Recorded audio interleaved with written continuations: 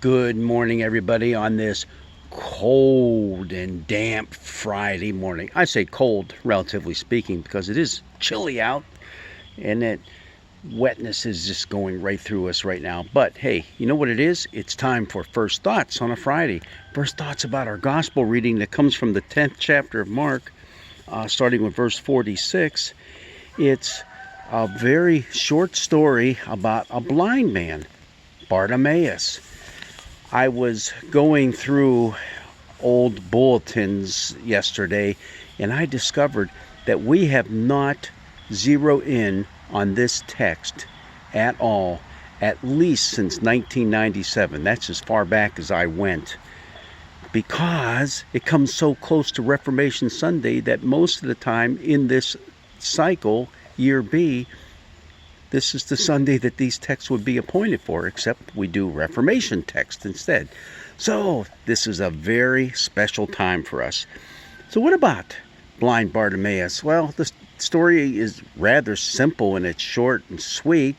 He's by the roadside. Jesus comes walking by. He shouts out to him. Jesus says, "Bring him here." He's healed, and then he follows Jesus. Simple as that, right? Well, not much to it. Let's move on to the next story. No, let's not do that. This is full of good stuff. Bartimaeus, he is blind. What does that mean? Well, it means he's at the bottom of society. And you look at it on that social scale, he doesn't rank high, because as he's shouting out for Jesus, everybody tells him, "Be quiet, hush up." But no, he still shouts out. And I wonder what it means that he calls him the Son of David. Is that significant? It's the only time in the Gospel of Mark that someone calls Jesus Son of David. Royalty? And just after this, Jesus enters Jerusalem on Palm Sunday as a king. And he ascends the cross as a king. Dies King of the Jews.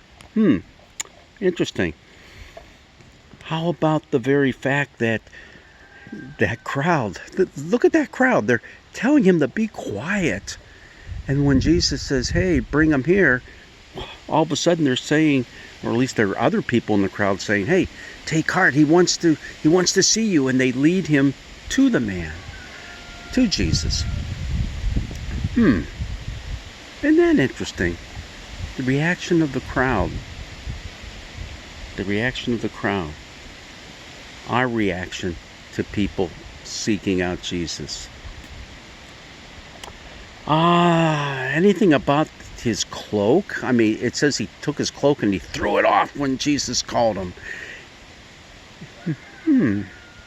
Something about that cloak is going to be interesting. I mean, isn't it the same cloak he probably threw down in front of him to beg for food? To beg for money so he could buy food?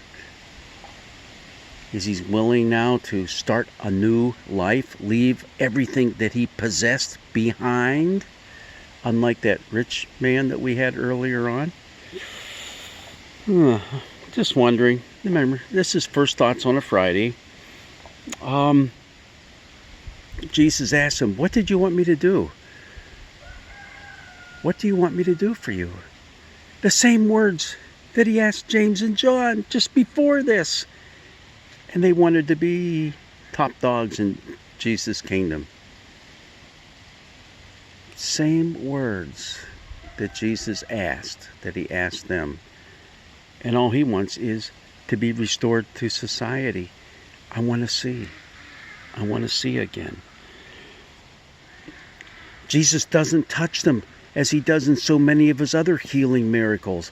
He doesn't lay his hands on him. He doesn't touch his eyes like he did the blind man earlier in the gospel. No, it's his word that's enough. Go. Your faith has made you well. He says more than go. He says, go on your way. Remember that whole word, the way, all the way through the gospel? The man is healed. You know what the gospel says? Immediately he regained his sight and followed him on the way. on the way. Out of all the stories we've just had, all these last couple of chapters in which Jesus is talking about what it means to be a disciple, what it means to follow him on the way, who is the one that gets it? Who's the one that really gets it and follows him on the way? Just some first thoughts on a Friday.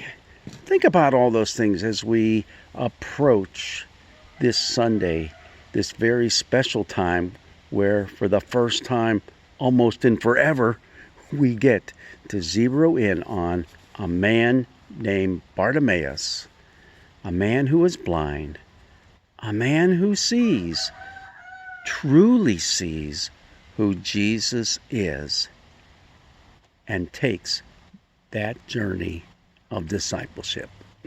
God's blessings be with you. Try to stay warm. Try to stay dry.